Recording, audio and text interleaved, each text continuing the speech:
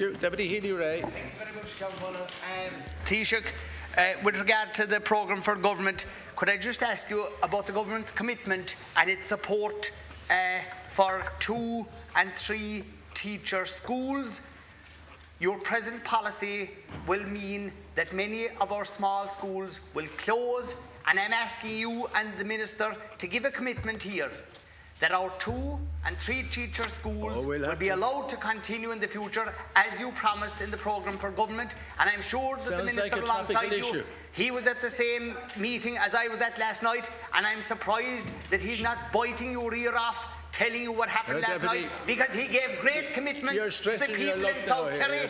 But I'd like to see him give the same commitment here inside in Dail, because he was very good last night, but I'd like for him to relay it here. But I'm doing it on behalf of the people of Kerry. Yeah, it's time to talk to the Minister. Say here what you said at home. We can't have I'm very sorry. inter-disputes. But you can't blame me for being passionate when it comes to you're passionate. And when it comes to small schools. Yeah, put down the question for a topical issue. We'll consider it. The best thing you could do is keep your mouth shut. Microphone is off. Yeah. They're listening to me, all right, but they're not listening to you.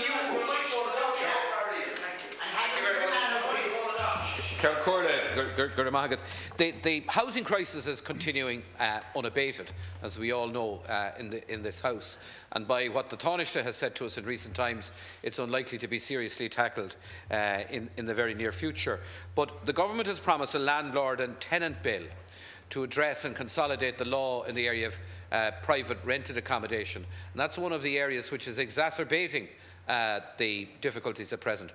Can the Taoiseach tell us when precisely it's intended to bring forward that piece of legislation? Because if the government is truly prioritising housing, then this is part of the scheme of legislation that needs to be brought forward to address it.